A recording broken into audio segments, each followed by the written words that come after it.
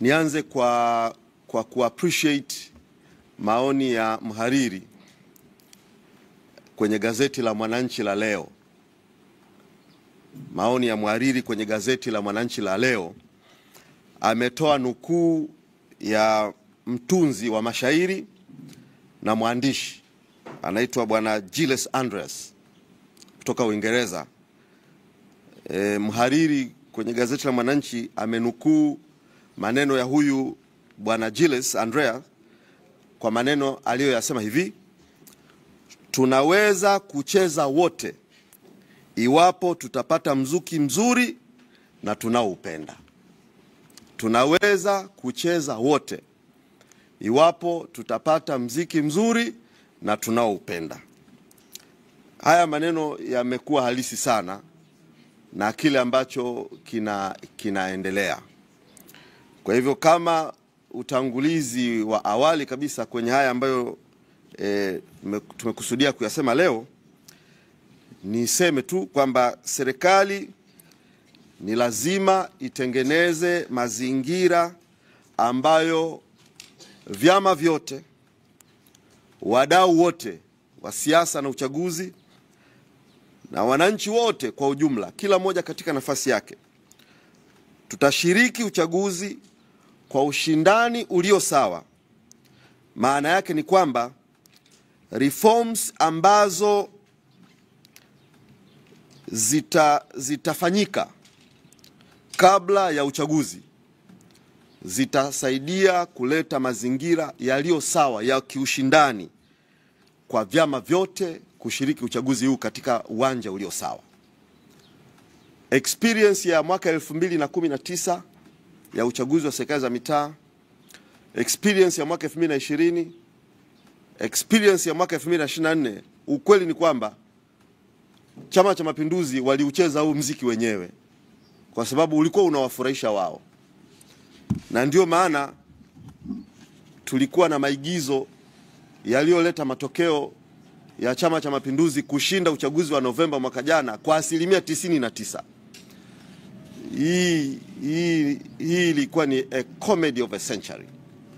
Kwa hivyo maneno ya mhariri wa gazeti la Mwananchi yamekuwa maneno mazuri ambayo nilisema ni yazungumze kama sehemu ya utangulizi. Pili, nichukue fursa hii katika ratiba ambayo tulikuwa tumeitoa ya operation ambayo ilikuwa ifanyike kanda ya kusini, ambapo viongozi wakuu walikuwepo huko, na ratiba ile ilikuwa imeanza tarehe 4 na tulikuwa tuikamilishe tarehe 10, yani jana, kwa mkutano ambao ulikuwa ufanyike Songea. Na mkutano ule haukuweza kufanyika kwa sababu jeshi la polisi waliuzuia mkutano wetu. Sasa nichukue fursa hii kuwashukuru wa Tanzania kwa jinsi ambavyo tulipowaomba waungane na sisi katika kuisukuma kazi hii ambayo sisi tumejitoa sadaka kuifanya. Kwa kweli wa Tanzania wametuunga sana mkono. Tulipoanza operation hii Nyasa, tumeenda kusini, wa Tanzania wametuunga mkono. Na kwa maana hiyo tunalazimika na kuwajibika kutoa taarifa ni kwa jinsi gani wa Tanzania hawa wametuunga mkono kwenye operation yetu hii ya kuwashirikisha wa Tanzania ambayo tuliita jina la tone tone, na watu walijibu kwa wingi sana, nimo. Tumepata michango mingi sana. Na tulipoenda kusini imekuwa ya kipekee tena. Nikiri kwamba pamoja na taarifa ya fedha nitakayoisoma hapa ya kiasi cha fedha ambacho Watanzania wametuchangia, timu yetu ilipokwenda kanda ya kusini, Watanzania wametuchangia kwa namna ambayo imetupa imani kubwa sana. Magari yetu yalipokuwa yakipita barabarani, tulikuwa tunaitwa, magari yanaitwa, tunawekewa mafuta. Kwa hiyo nitoe shukurani kwa Watanzania wenzetu ambao walituwekea mafuta. Sio mara moja, mara mbili, mara nyingi tu magari yetu yalijazwa mafuta. Wamiliki wa petrol station walituwekea mafuta. na watu wengine walituwekea mafuta. Kuna maeneo tulifika, watu wetu walipewa malazi, wamiliki wa hoteli walituita, Mheshimiwa Lissu njoo na timu yako. Kwa hiyo watu wetu walipewa malazi, wakawa wanasema sasa hili tone tone hatuwezi kutuma kwenye simu, lakini njooni mlale. Walitupa malazi. Watu wetu walipewa chakula, mbuzi, ng'ombe, samaki, tulipikiwa vyakula. Kila eneo tuliko tunapita wanasema sasa hii hatuwezi kutuma tone tone, tumepewa vyakula. Watu wametuunga mkono kwa kila njia. Ambaye alikuwa hawezi kutuma kwa njia simu, alileta fedha yake mkononi hivi.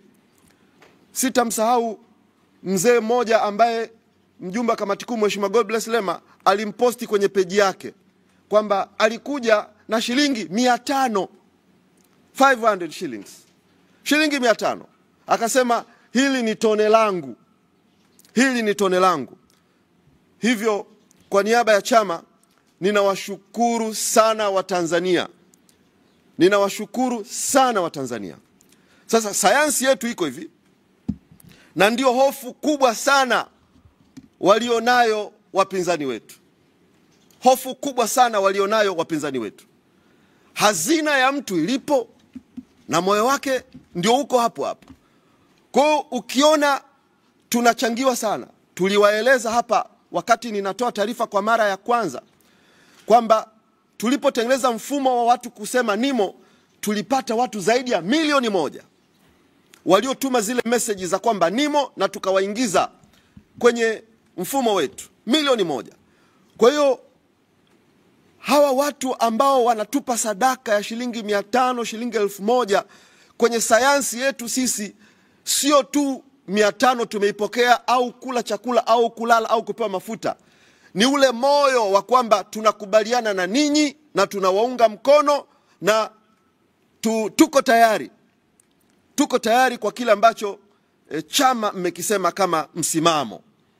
Kwa hivyo ninawashukuru sana Watanzania, na ninaweka mbele ya umma kwamba tumepokea mafuta kwenye magari ambayo yalikuwepo barabarani. Tulikuwa na entourage 2, entourage ambayo yupo mwenyekiti wa chama Mheshimiwa Tundu Lissu, na msafara mwingine alikuwepo makamu mwenyekiti wetu wa chama Mheshimiwa John Heche.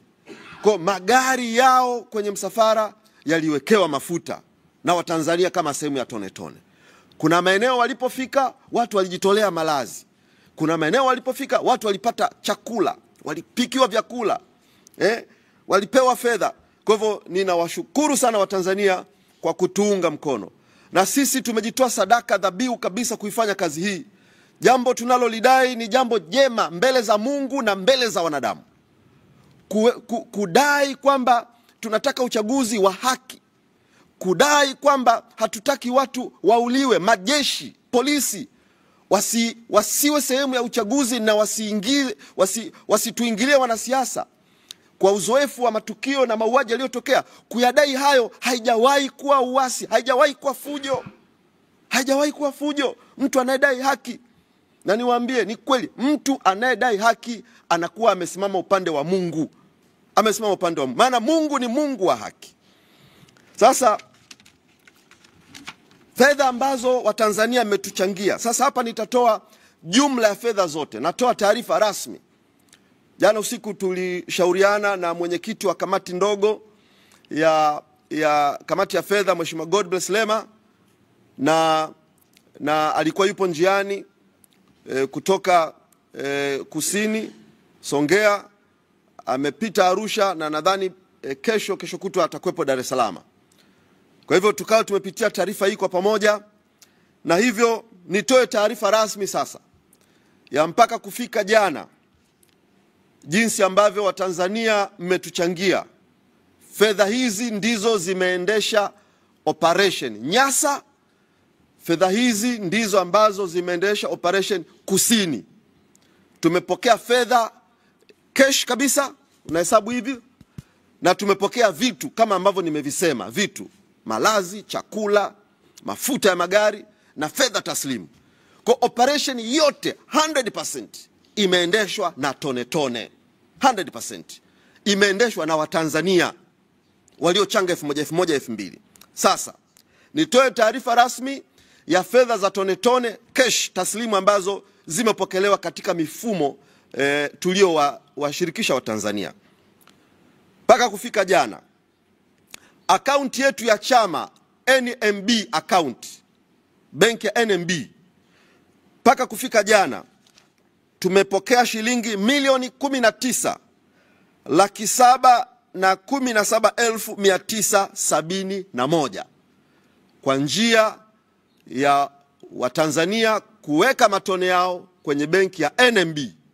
Tumepata milioni 19,717,971 kwa njia ya M-Pesa, ile namba yetu maarufu sana ya M-Pesa.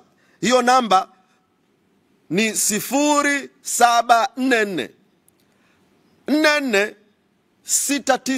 0744446969 ambayo jina linasoma Chadema HQ.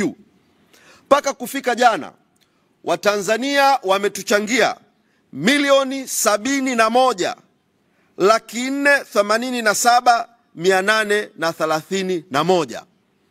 Tanzania wametuma tone tone mpaka tumepata kiasi hiki ambacho nimekitaja. Kwa njia ya M-Pesa Digital, huu ni mfumo tulioutangaza ya kwamba unalipa na inakuwa kama unalipa bili.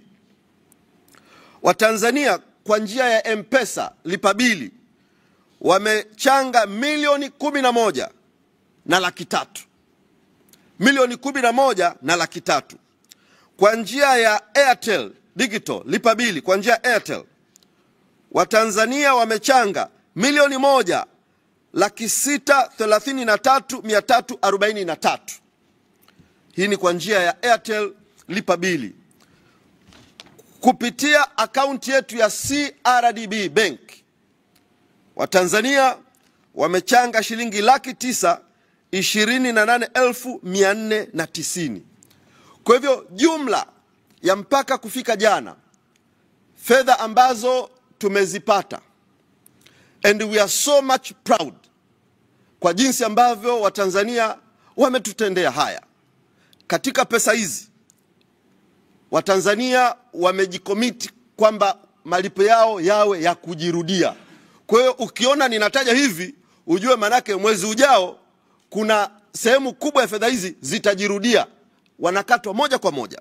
Kwa jumla ya fedha yote ambayo tumechangiwa ni shilingi milioni 105,067,636.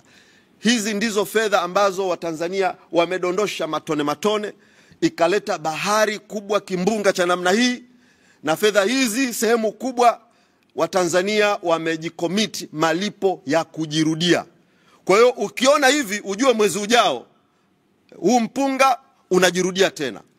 Na tumetengeneza utaratibu ambao mtu anakatwa moja kwa moja. Utakapokuwa umejisajili kwamba malipo yangu yajirudie kila wiki, tunakushukuru. Tukisha kushukuru, ile tarehe ikifika, ile hela inakatwa, halafu kazi inaendelea. Ninawashukuru sana Watanzania waliopo ndani ya nchi. Ninawashukuru sana diaspora. Ninawashukuru sana diaspora. Baadhi ya Watanzania wenzetu waliopo nje ya nchi wamejikomiti. Tunayo orodha. Wamejikomiti $300 kwa mwezi, wengine $200 kwa wiki, wengine kila mtu kwa namna yake. $300 ukigeuza kwa pesa yetu ya Kiswahili, it's a good, ni pesa nzuri sana. Na Watanzania wenzetu wamejikomiti. Ninawashukuru sana Watanzania wenzetu, kina Liberatus Mang'ombe kwa organization nzuri mnaoifanya huko, na wengine wengi Ulaya, kina Eva Shayo, kina Ako Saragu, na wengine wengi ninaweza kuwataja wote kwa majina yenu, mnajifahamu kwa jinsi ambavyo coordinate kupitia directorate yetu ya Foreign Affairs chini ya mkurugenzi wetu Kitoka. Amekuwa karibu na diaspora, na kwa kweli ninaleta kwa niaba ya chama shukurani za dhati sana za Watanzania wenzetu waliopo nje ya nchi ambao wameendelea kujiratibu na kuwa msaada sana kwa chama chetu. Kwa hivyo niendelee kuwasihi na kuwaomba Watanzania, operation inaendelea. Operation inaendelea na nitawaelezea katika maazimio kadha wa kadha. Operation inaendelea. Kwa hiyo niendelee kuwaomba Watanzania kwamba bado tunaendelea kudai kile ambacho tunaamini ni hitaji la sasa la taifa kwa kipindi hiki. Taifa letu linahitaji mabadiliko ya mifumo ya uchaguzi ili tuwe na chaguzi za haki, za wazi na zinazoaminika. Na kazi hii tumeamua na tumejitoa sadaka kuifanya kwa mioyo yetu yote. Tumetoa muda wetu kuifanya kazi hii, kwa hivyo tunaomba michango yenu kwa kadri ambavyo tutaendelea kwenye kanda zingine. Kwa hivyo namba yetu ya kuchangia, namba yetu ya M-Pesa kuchangia ni 0744 446969. Utaweza kuchangia na kazi ya siasa itaendelea. Katika mifumo yetu ya kuchangia tuli introduce utaratibu wa kuchangia kupitia WhatsApp. Na kama nilivyosema, kwa kweli we are so much proud of ourselves. Actually sisi ndio chama cha siasa pekee, hata Chama cha Mapinduzi hawawezi hii biashara. Sisi ndio chama cha siasa pekee ambacho tumeweza kufanya hii fundraising, hii mobilization ya namna hii, kuchangiwa na wananchi, chama kiendeshwe na wananchi. Kwa hivyo tunajisikia fahari, tunajisikia heshima, tunajisikia kuwajibika, kuwa accountable kwa watu ambao wanakiongoza na kukifinance chama chao. Kwa hivyo tuna utaratibu tulioanzisha wa kuchangia kupitia WhatsApp, na namba yetu ya 0793 008 292. Hii namba unaisave kwenye simu yako, unaiandika Chadema, halafu unatuma message NIMO kwa njia ya WhatsApp. Ukituma message NIMO inakupa utaratibu wa jinsi ya kuchangia, jinsi ya kujiunga wanachama. Ni innovation ya kipekee ambayo hakuna chama cha siasa hapa nchini kimefanya.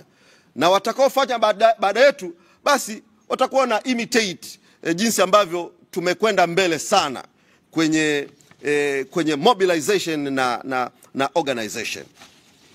Kwa hiyo ni sehemu ya pili ambayo tuliona vema tuweze kutoa taarifa ya fedha ambazo Watanzania wametuchangia, na kwamba kazi hii bado inaendelea. The struggle continue. 3, vuguvugu la no reforms no election. Vuguvugu la no reforms no election. Mikutano itaendelea. Vuguvugu hili sio uasi.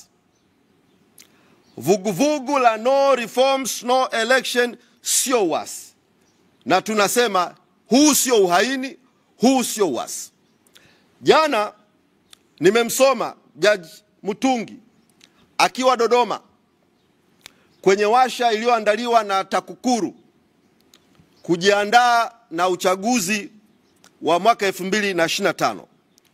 Jaji Mutungi anasema ameifuatilia na ameisoma hii movement ya no reforms no election.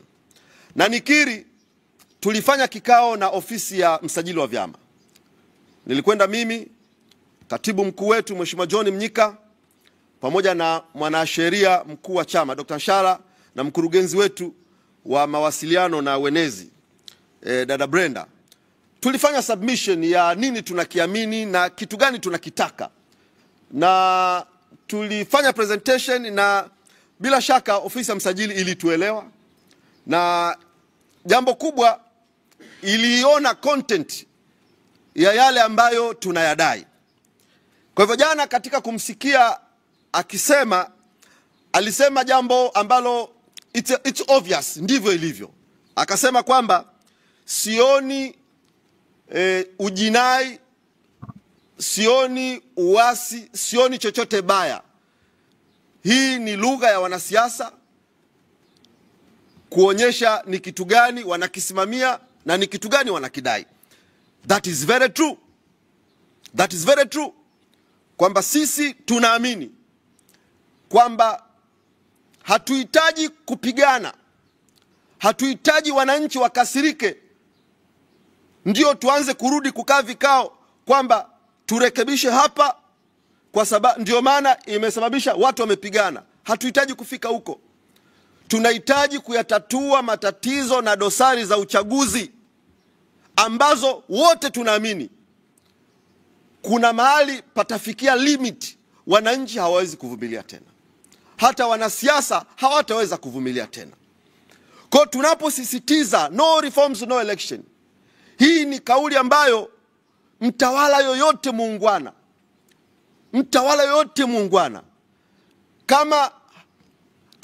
kama hekima haijamkimbia, atazingatia haya tunayoyafanya, ili tusipitie uzoefu ambao nchi zingine wamepitia.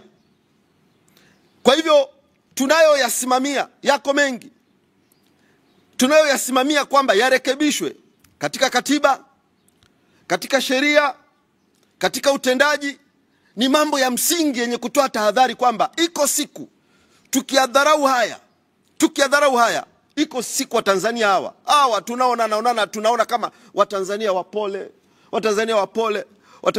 iko siku Watanzania hawa tutashangaana jamani. Tutashangaana. Na sayansi ya siasa inatuambia kwenye masuala ya uchaguzi haya, mtu akivumilia seko ya kwanza, akavumilia seko ya pili, ukamfikisha seko ya tatu, seko ya nne, hata kama lijitu limekama kondoo limsukule hivi, utashangaa limsukule linakugeuka. Hilo unalolidharau. Sasa tunatoa tahadhari kwamba tulioyapitia 2019, tulioyapitia 2020 na uhuni tuliofanywa 2024 likijirudia tena, tunatoa tahadhari, na hii ni tahadhari njema, kwamba tutakuwa tulitendei haki taifa letu ambalo wote tunataka liwe taifa la amani. Maana ni kweli hatuna pa kwenda. This is our motherland. Hatuna pa kwenda. Kwa tahadhari hii ni njema. Kwa ni vyema serikali isikie.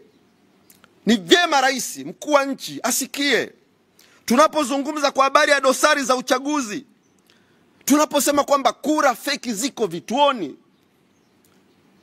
na ninyi waandishi wa habari mnaonyesha hayo masanduku feki yako vituoni, alafu sisi tunapoyaadress haya mambo tunasema katiba yetu ibara ya 74 sehemu ya 12 inasema msimamizi tume ya taifa hatashtakiwa kwenye mahakama yoyote anapotekeleza wajibu wake. Sasa kwa sababu ibara hii inampa ulinzi huyu mtumishi asishitakiwe, ndio maana anaweza kufanya lolote kwenye kituo, anaweza kufanya uhuni wowote kwenye kituo. Ninyi waandishi wa habari mnaripoti kura feki. Zile kura haziwezi kuwa zimetengenezwa na chama cha upinzani. Hakuna chama cha upinzani kina print zile kura zenye logo ya serikali na kila kitu. Maana yake zimetengenezwa kwenye mifumo. Matokeo yake mtaziripoti kura feki. Mtaripoti kura feki. Halafu msimamizi hatachukuliwa hatua. Unamwona tu waziri wa TAMISEMI anasema uchaguzi ulikuwa mzuri, uchaguzi ulikuwa sawa. Sasa haya ni mambo ya kiuni haya. Yaani ni kama unatuona sisi wa Tanzania milioni 60 wote ni mamisukule tu, kwamba tunaona kura feki, alafu unatuambia uchaguzi ulikuwa sawa sawa tu. Huu ni uhuni huu. Huu ni uhuni kabisa huu. Sasa haya mambo tunapoyasema, ni kweli tunamaanisha kwamba tunataka mabadiliko ili hivi vituko hivi vinavyoaibisha taifa visijirudie. Kwa hivyo mtu anaposema uasi maana yake ni nini? Uasi maana yake ni kupinga. Uasi maana yake ni kukataa. Uasi maana yake ni kwenda kinyume. Kwa hiyo ni kweli tunataka twende kinyume na mifumo kandamizi. Ni kweli tunataka tupinge mifumo mibaya. Ni kweli tunataka tupinge utaratibu wa majeshi kujihusisha kwenye chaguzi zetu. Watu wanauawa, hakuna hatua zinazochukuliwa. Kwa hiyo tukitumia neno uasi, ni kweli kwa maana yake hiyo tunataka tuende kinyume na mifumo mibaya. Hatujawahi sisi kusema tunataka tuende kinyume msituni tupindue serikali, tunataka tuende kinyume tunatishia maisha ya rais. Hatujawahi kusema hivyo. A literal meaning ya uasi ambayo ni kweli tunaisema ni kwamba tunataka haki na tuko kinyume na mifumo mibovu. Mtu yoyote anayepaza sauti kupinga uovu, huyo mtu ana kibali cha Mungu na ana kibali cha jamii. Kwa hivyo tunapopiga kelele kwa habari ya hizi dosari, kura feki, mawakala, mifumo ya uchaguzi inatoa fursa kwa msimamizi wa uchaguzi, akijua kwamba katiba inampa nguvu hata ashtakiwa mahali popote. Utaratibu wa sasa unasema wakala atapewa kiapo na kile kiapo kitapelekwa kwenye kituo cha kupiga kura. Matokeo yake msimamizi hatapeleka kile kiapo, wakala hata ingia kituoni, atachelewa. Inafika saa 4 msimamizi anakuambia ni kweli kulikuwa kuna matatizo madogo madogo tu, lakini ilipofika kwenye saa 3 tumeshayamaliza. As simple as that. This is nonsense. This is absolutely nonsense. Sasa mifumo hii inatoa fursa hiyo ya kwamba ni kweli kulikuwa kuna matatizo madogo madogo, saa 2, saa 3, saa 4 yanafanyika hayo matendo ya hovyo hovyo kwenye vituo vya kura. Sasa sisi tunasema utaratibu huu wa wakala kwenye sheria kupewa kiapo alafu kipelekwe na msimamizi, huu utaratibu uliletwa majuzi hapa kwenye mabadiliko ya sheria. Sisi tunasema hapana. Wakala anawakilisha chama na mgombea, kwa utaratibu urudi kama ilivyokuwa awali. Wakala atambulishwe na chama, awe mtumishi wa chama, asibugudhiwe, afanye kazi ya wakala pale kituoni. Hili jambo ni baya. Ukisema hivyo ni uasi, ukisema hivyo ni uhaini. Umemkosea Mungu wapi? Umevunja katiba wapi kudai jambo kama hilo ambalo ni la kawaida? Sisi tunasema mshindi wa kura ya urais atangazwe kwa idadi ya kura ambayo ni absolute majority, 50%+1. Sio utaratibu wa sasa wa simple majority kwamba rais anaweza akachaguliwa hata kwa kura 500 maadamu ni nyingi. Tunasema hapana, tupate rais ambaye kweli kura zake zinaonyesha uhalisi wa idadi ya wapiga kura 50%+1. Kusema hilo ni dhambi, kusema hivyo ni uasi. Sisi tunasema sheria ya gharama na matumizi ya uchaguzi, sheria yetu ya gharama na matumizi ya uchaguzi inasema hivi: huruhusiwi kuingiza fedha au kitu chochote kwa ajili ya uchaguzi siku 90 kabla ya uchaguzi. Sasa ukiangalia hii sheria na maudhui yake, ukaangalia mgombea anathibitishwa na kupitishwa lini na tume kwamba sasa wewe ndio mgombea wa urais, unagundua hii sheria sio practical. Uchaguzi ni Oktoba, siku 90 kabla ni somewhere Oktoba, somewhere Julai, August hapo.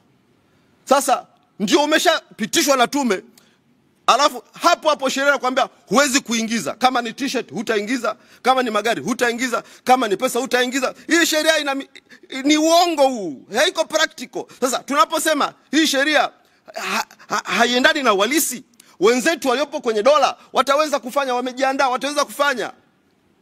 Sasa haya mambo haya yote na mengine mengi ambayo tumeshayasema na kuyaandikia na kuyazungumza, nimetaja kwa uchache tu.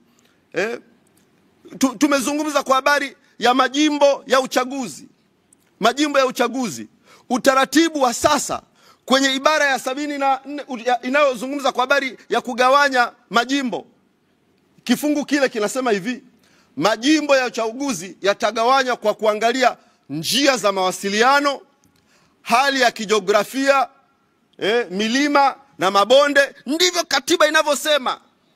Sasa sisi tunasema hii ina contradict na universal principle.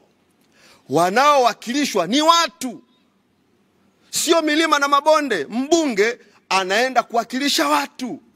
Sasa utaratibu wa kikatiba huu uliowekwa, ambao uliingizwa mwaka 1992 wakati tunaingia kwenye uchaguzi wa vyama vingi, ni sayansi ya siasa ya mtu fulani aliyeona mbali, akafanya kitu ambacho tumekizungumza sana, kinaitwa gerrymandering, kwamba huu ni mkakati sasa kwenye maeneo ambayo vyama vya upinzani inapendwa sana, basi utaratibu wa kugawanyisha tupunguze majimbo.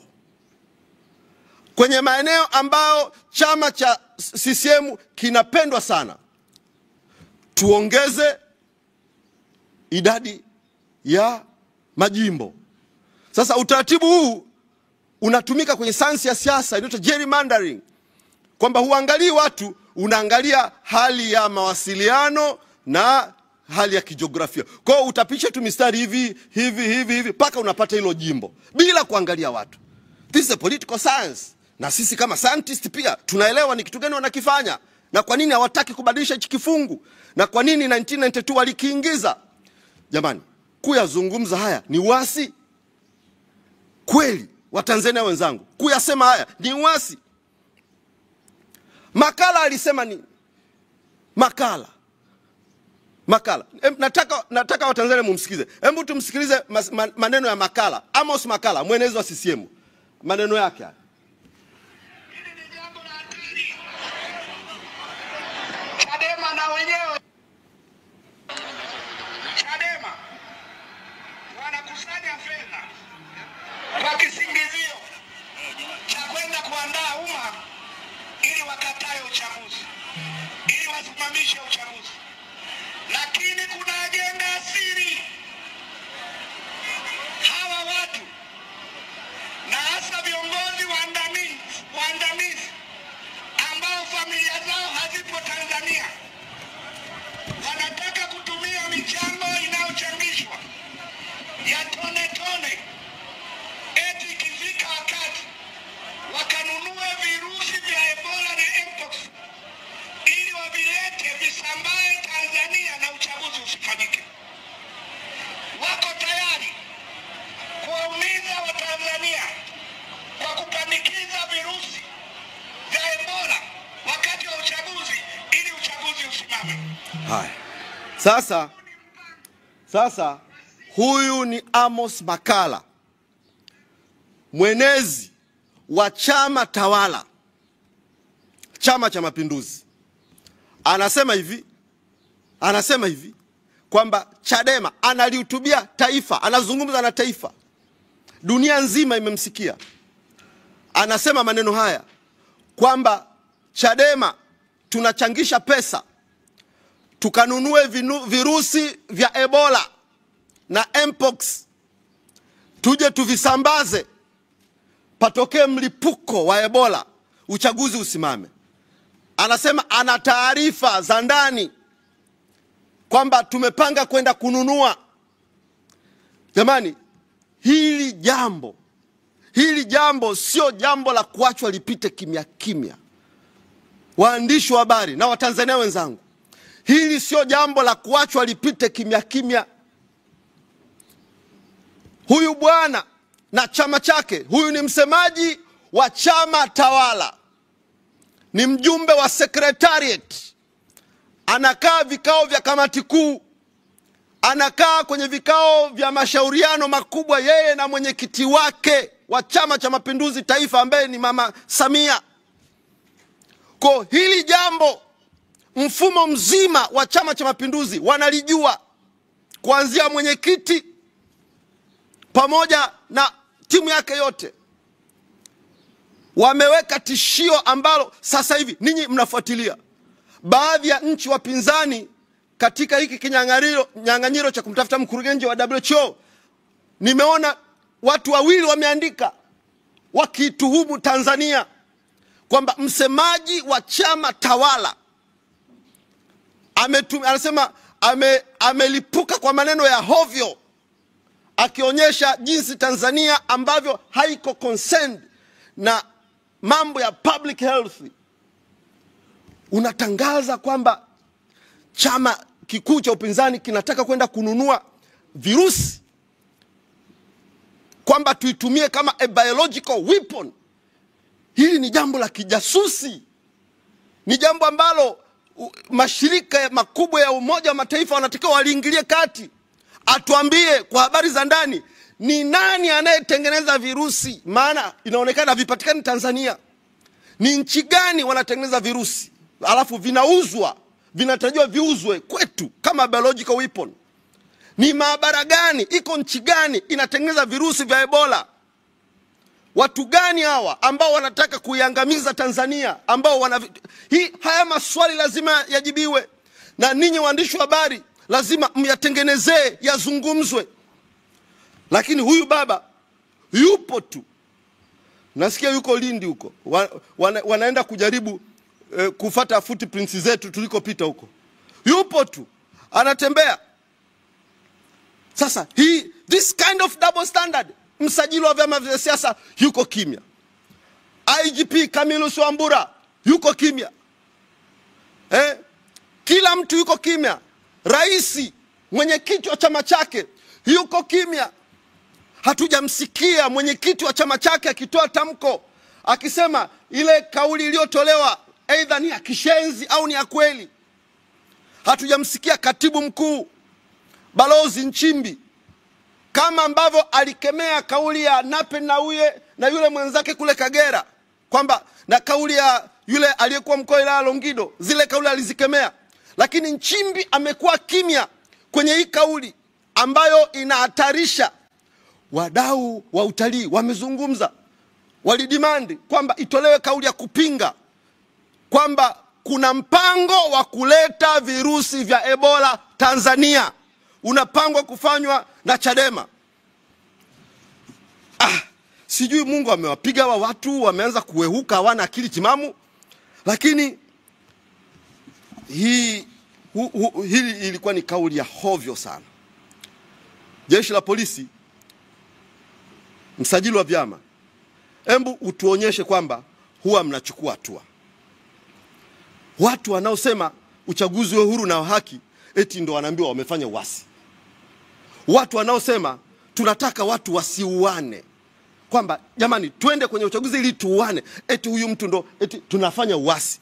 Watu tunaosema kabla uchaguzi tutatue dosari za uchaguzi, eti sisi ndio tunafanya uasi.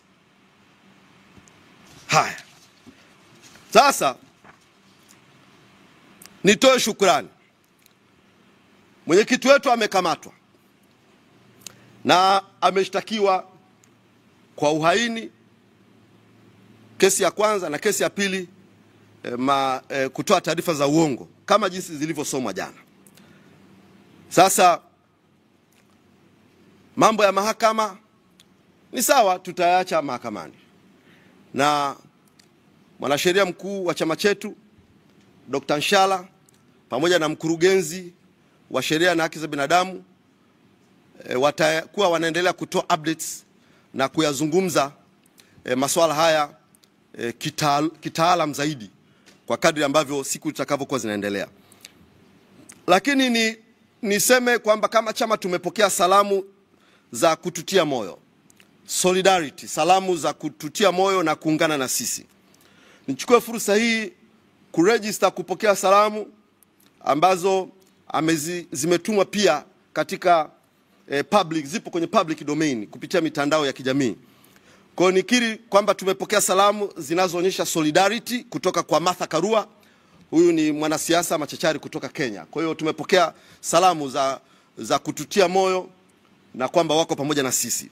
Tumepokea salamu kutoka kwa mwanasiasa Bob Wine kutoka nchini Uganda, ambaye naye ameonyesha kutunga mkono na kwamba yuko pamoja na sisi.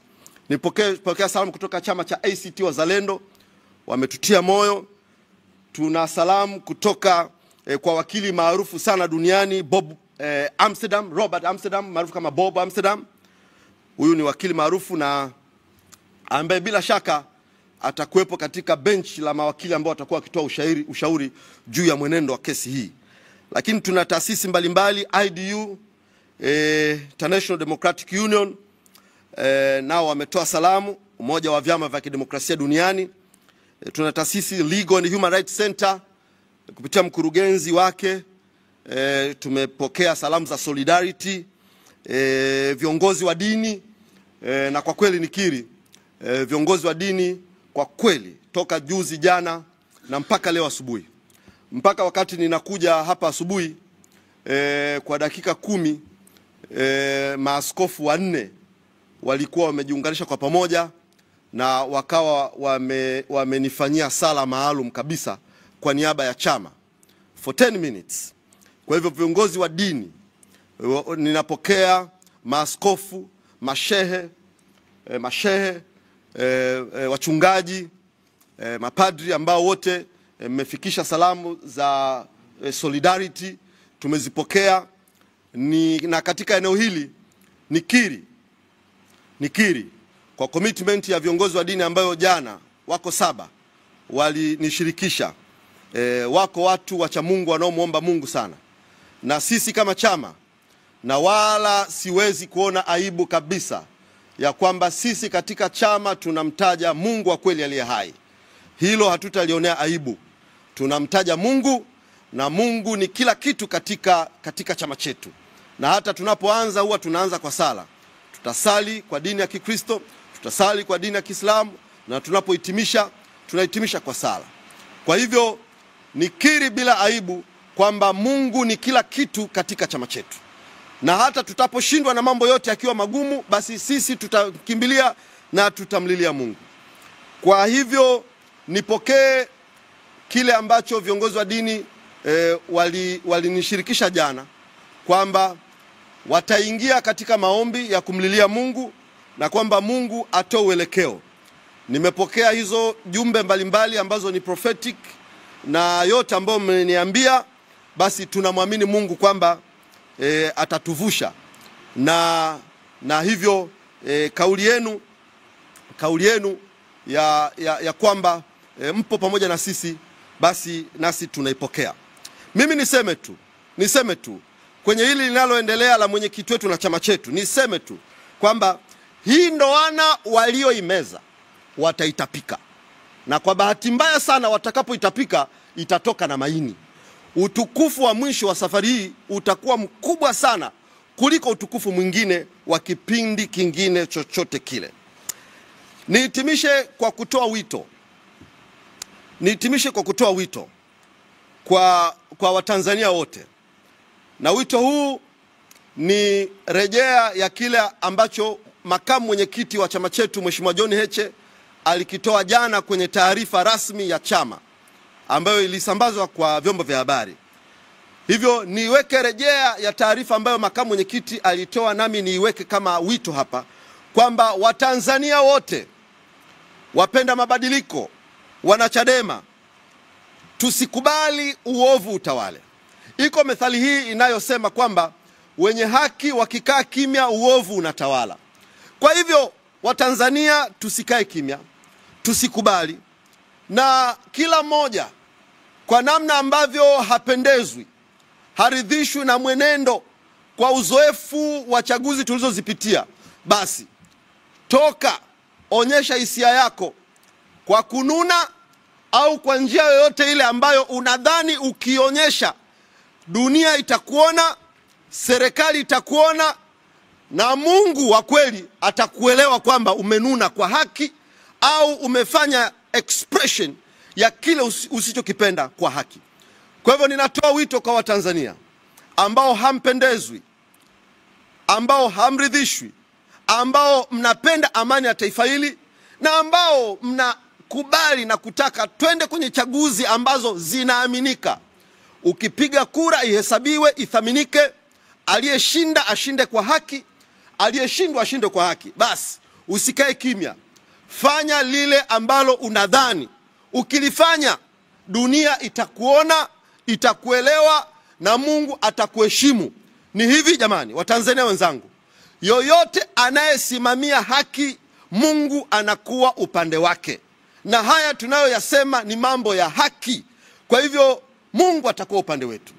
Ni kweli walio kwenye madaraka watataja dola, watataja polisi, watataja majeshi, watataja nguvu, watakuwa na kiburi, watayadharau haya tunayoyasema, na watatuzushia maneno ya uongo, watatutisha. Lakini sisi tunaosimama kwa haki tutalitaja jina la Bwana Mungu wa majeshi, na mimi ninaamini kabisa tutashinda haya, na serikali hichi kiburi kitaisha. Watayafanya haya ambayo Watanzania wanayataka, kwa sababu ni mambo ya haki. Hayapo, sio madai ya kuvunja amani, utulivu na mshikamano wa taifa letu. Ni mambo ya kujenga. Kwa mimi ninaamini kabisa, kwa sababu tuko upande wa haki na Mungu yuko upande wa watu wanaosimamia haki. Hilo ni jambo la kwanza. Jambo la pili, Polisi, ninawasihi afande IGP Camillus, ninakusihi sana wewe na jeshi unaloliongoza, msiingie katika hila na hujuma ya kufrustrate utendaji wa vyama vya siasa. Tuacheni tufanye kazi ya siasa.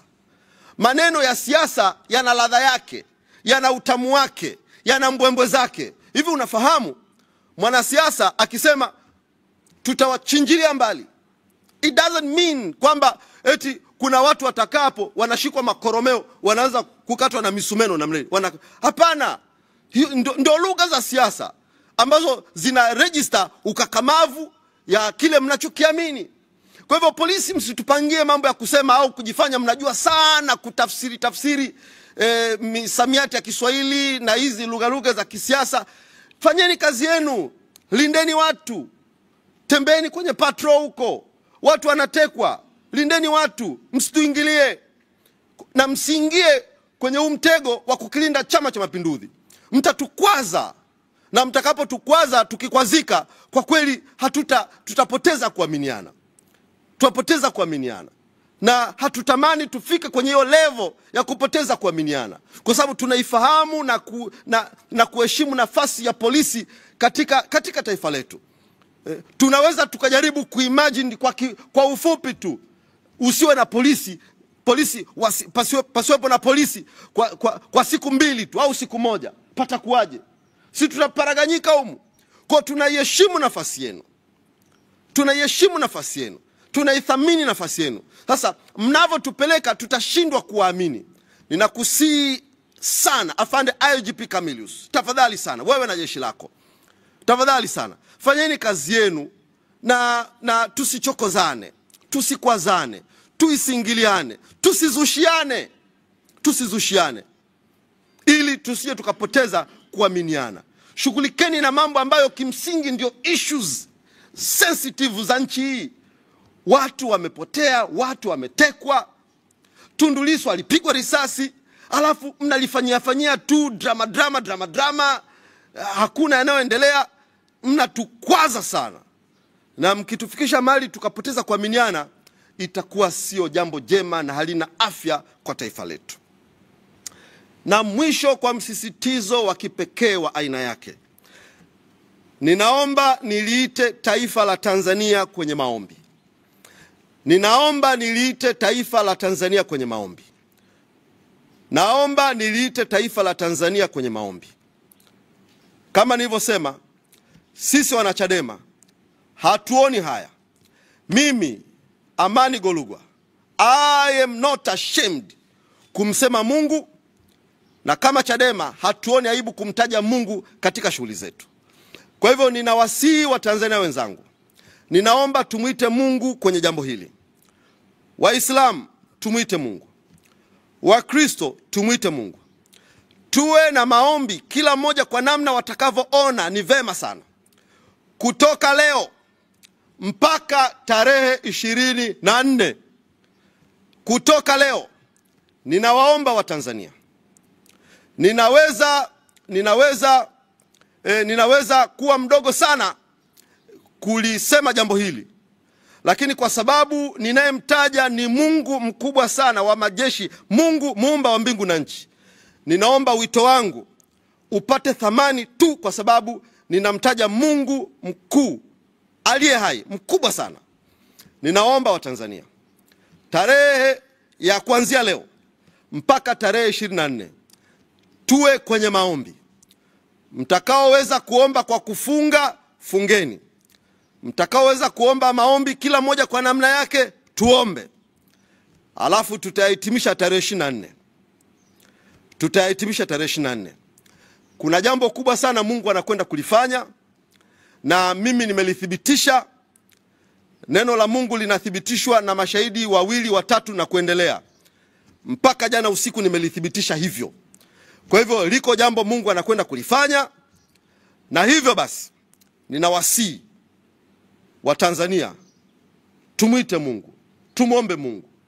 Tanzania nzima, vijana, wazee, kina mama, kina baba, ninaweka sauti ya msisitizo, na nimesema maadam nimelitaja jina la Mungu mkuu wa majeshi, nikilisii taifa la Tanzania liende mbele za Mungu, liombe kwa habari ya taifa hili, amani ya taifa hili, liombe kwa habari ya serikali ilete maboresho ya mifumo ya uchaguzi ili tuwe na chaguzi za amani, liende mbele za Mungu kwa habari ya taifa hili liwe taifa la haki, taifa lenye kuzingatia utawala bora.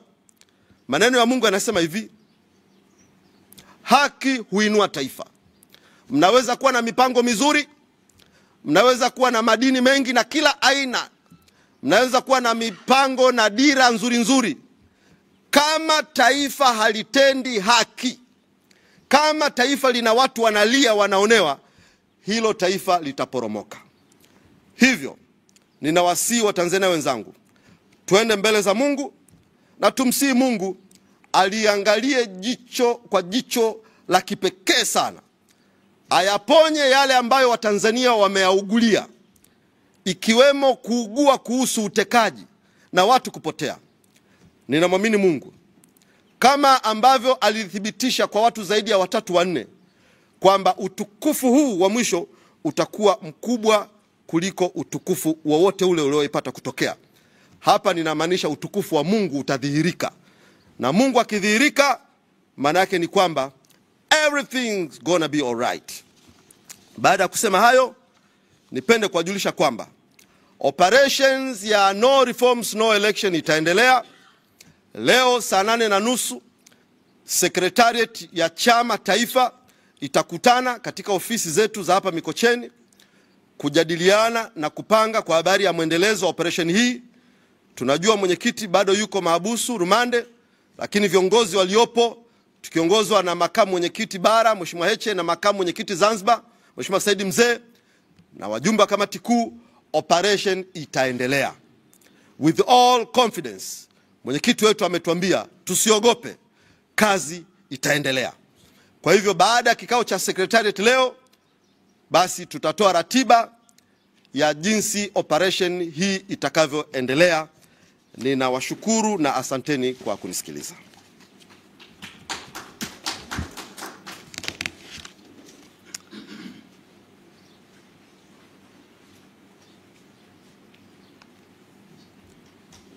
Naam. Ni wakati wa maswali. Naomba nitoe utaratibu namna maswali yatavyokuwa.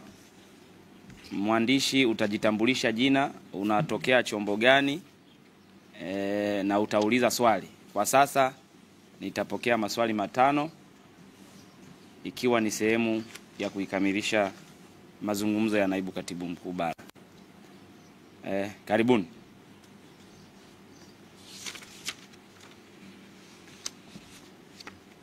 Naomba mnyoshe wote ili niwape namba kama itawezekana. Kama ni mmoja basi ndio namba 1, namba 2. Haya, namba 1, karibu.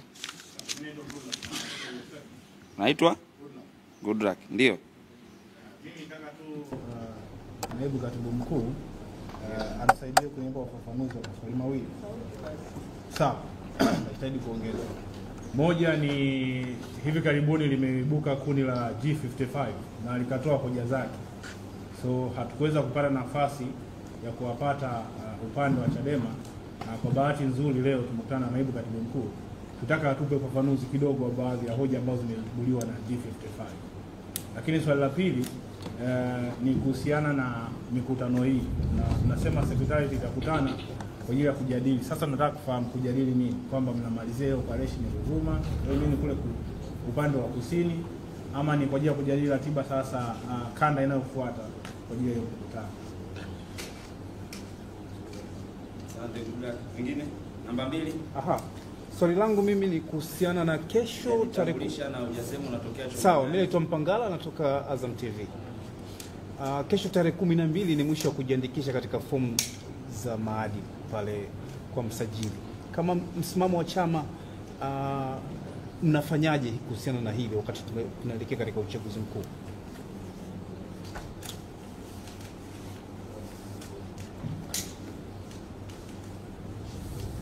wengine wameisha.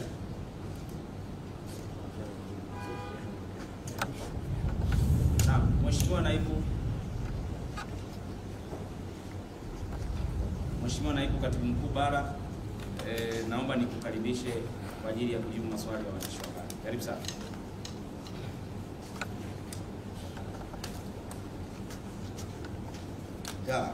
Asante, ninashukuru, asanteni kwa maswali ili kupata ufafanuzi. Secretariat itakutana, nianze na swali la aliyetaka kujua kwa habari ya Secretariat kukutana. Secretariat itakutana kwa ajili ya kuirekebisha ratiba, kwa sababu hapa katikati palitokea mabadiliko kidogo. Ilikuwa tuanze kanda ya kati tarehe 12.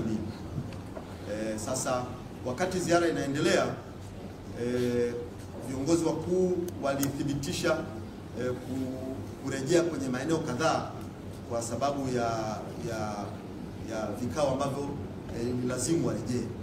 Kwa hivi tunavyozungumza, makamu mwenyekiti wa chama chetu Mheshimiwa Heche ameelekea Kiela kwenye kikao cha ndani, na hivi tunavyozungumza mwenyekiti taifa Mheshimiwa Lissu asingekamatwa, alikuwa aende Tunduma kwenye kikao cha ndani ambacho aliwaahidi angeenda, lakini kulikuwa kuna kikao kingine ambacho viongozi wakuu tulikuwa tushiriki tarehe 14. Kwa hiyo kuna mabadiliko kidogo ya tarehe yaliyojitokeza ambayo tutahitaji kuyarekebisha, ikiwemo ku accommodate sikukuu za Pasaka na mambo kadha wa kadha.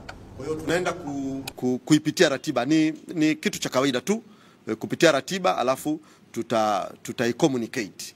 Tutaiweka kwa umma kama ambavyo tulikuwa tumetangaza, basi tutaweka kwa umma kwamba ratiba inaendelea, ikiwemo ratiba ya matukio kadhaa ambayo yanatakiwa kufanyika kwenye maeneo haya. Fomu za maadili, ili swali nilishajibu kwenye mahojiano yangu kadhaa. Wakati tume ya taifa imetuletea barua kuhusiana na masuala yanayohusu, kuna kitu kinachoitwa kanuni za uchaguzi, alafu kuna kitu kinaitwa kanuni za maadili. Tarehe 29 mwezi wa 12 mwaka 2024, katibu mkuu wa chama chetu alimwandikia mkurugenzi wa uchaguzi kwamba tuna hoja hizi za msingi ambazo ni vyema ziwe addressed, na kwa kweli kwa bahati mbaya sana tume haijaweza kutujibu. Sasa hili la kanuni, utaratibu unamhitaji katibu mkuu in person aweze kwenda na kusaini. Kwa hivyo kusaini zile kanuni. Kwa katika hatua sasa tulihitaji tusubiri, ni kesho. Kwa katika hatua sasa tuliache kwa sababu linamhitaji katibu mkuu mwenyewe in person. Ndivyo utaratibu unavyosema kwa ajili ya kusaini. Kwa katika hatua sasa tuliache, maana hilo linahusu sasa tume na ni jambo ambalo litafanyika kesho. Tuliache mpaka kesho tuone litakuaje. Na hili la G55 tulikuwa na kikao hapa cha watiania na tulizungumza mambo, na hoja hizi nilizozisema ndo hizi ambazo wote tunazipigania. Sasa tunatofautiana kuelewa, wengine wanaelewa polepole, wengine wanaelewa haraka. Kwa hiyo tutaendelea kusaidiana. Wako wanachama wengine wengi tu pia na wenyewe hawajaelewa. Ndio tuko kwenye awamu ya siku 47 za kuelimisha, na ninaomba mlielewe hili jambo vizuri sana kwamba awamu hii ya kwanza ni ya kuelimisha. Ndio maana hatuzungumzi mambo ya maandamano hapa wala nini, ni kuelimisha ili wote tuwe on the same page. Kwa tuko kwenye awamu ya kuelimisha. Kwa tutaeleweshana. Kwa wale ambao wataelewa basi tutaelewa, wale ambao tunaamini kwamba ni mabadiliko yafanyike basi tutakaa wote kwenye mstari pamoja. Kwa siku hapa tuhumiane hapa. Tuna siku 47 za kueleweshana. Wanaoelewa haraka wataelewa, wasioelewa haraka hawataelewa. Ambao wataona hawawezi kuungana na sisi basi watakaa pembeni, lakini hatutatuhumiana kwa sababu hatuwezi wote milioni 60 kulielewa jambo kwa mstari mmoja, hapana. Kwa hiyo tunaelewa na kutambua kama chama na kama watu wenye akili, lakini pia kama strategist tunaelewa kwamba huyu ataelewa hivi, huyu atachelewa kuelewa, huyu ata hivi. Lakini pia katikati yao kuna watu ambao wanaweza kuwa pia hawana nia njema.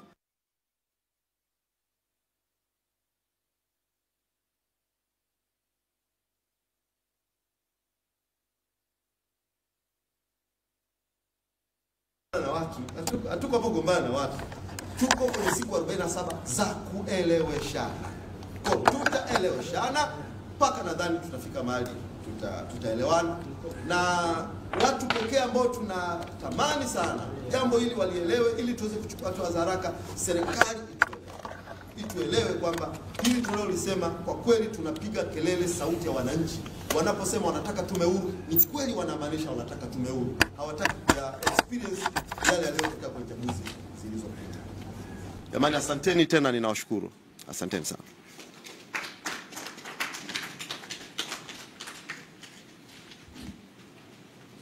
Ndugu waandishi wa habari, tunawashukuruni sana na tunawakaribisha tena makao makuu ya chama hapa Mikocheni kwa mara nyingine tena. Tunawashukuru. Asante.